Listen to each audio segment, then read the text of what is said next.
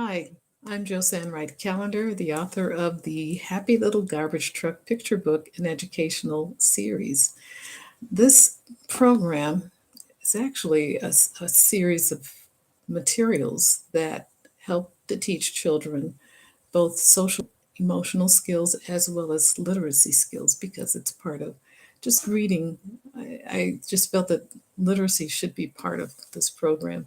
And what I did was I took some of the events that happened with the Happy Little Garbage Truck and I tried to pull in what were the emotional what was the emotional state that he was going through, and then have the children connect with those events within the Happy Little Garbage Truck's day or his this particular period of his life, and how can we, do we have feelings like sadness? Do we get excited? And then not only identifying the feelings, but also um, showing how they look, as well as knowing how the word is spelled. So it's all part of learning. And that's why I also said in my title that this is about challenges and opportunities, because it's always a great opportunity to teach children something about the affective domain, as we call it and still call it, how to recognize feelings, how to deal with your feelings, how to cope with events that make our feelings change from one point to another. And sometimes it's from eternal events. And in particular, I was looking at an article. This is sort of like the genesis of how this particular talk started. I was reading an article a friend shared with me from Kelly Brose, and it was entitled Behavior Problems New Challenges Post COVID. And Ms. Brose stated that these challenges actually were around for years, but more recently, after COVID's, the lockdowns and the furloughs had ended, children came back to school more dysregulated than they had previously. So this started me to think a bit. I said, well, what causes dysregulation? And that led me to the article on from Nancy Eisenberg and Richard Fabes, Emotional Regulation and Children's Social Emotional Competence. I'm always thinking about social economic, and we found out through COVID that all children were affected, not just children of one socioeconomic group or another. So their article was children's social emotional competence. And what they found out was that children who fared better in the midst of challenging, unsettling situations that typically cause dysregulation, the children who had empathetic skills, that pro-social skills, seemed to diminish the amount of dysregulation.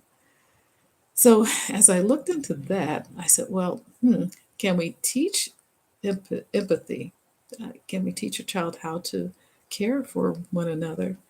And I found in my research that Michelle Bordas has a book out that came out in 2015 perhaps, but the article that talked about her book was Jill Sutti's 2016 article, way before COVID, that on parenting and family, 7 ways to foster empathy in kids. And Michelle Borda's book was Why Unselfie, Why Empathetic Kids Succeed in Our All About Me World. And so, as I was looking at this 7 tips that the author gave for how we can encourage or improve empathy in our children, it was really very basic tips, but they led to other questions in my mind. So, first tip, how to help children develop empathy, help kids develop a moral identity. And so researchers found children from 3 to 6 years old who were praised for helping others were less likely to act generously in the future than the children who were praised for being a helpful person. So that was the tip number one. Mrs. argued that Borda argued that if we teach children become to have a moral identity, not just praise them, that will go so much farther in their understanding of how to have empathy for others. And I today when I was teaching,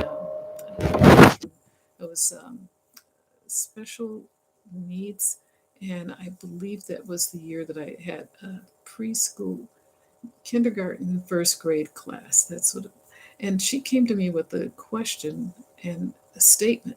She says, I don't know what to do about my child's behavior, but I just want him to be a good person. That's what Miss Borda is talking about. And how do we do that? She says to respond empathetically, kids must see themselves as people who care and value others' thoughts and feelings. And so she said this is a missing, she said missing that crucial piece leaves a huge void in a child's empathetic quotient. So seeing themselves as a good person, basically, is what Ms. Borda is talking about. And we'll talk about that part of our equation, moral development.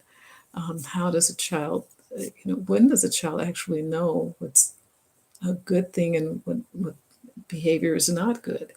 So that's our next talk.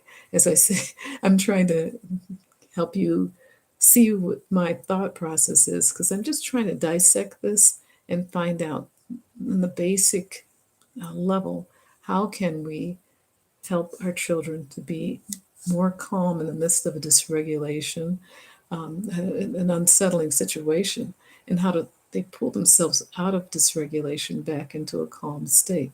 So this is one of the first points, and we're going to look a little bit more at that before we move on to point number 2. Thank you so much for being with me, and please share, please subscribe.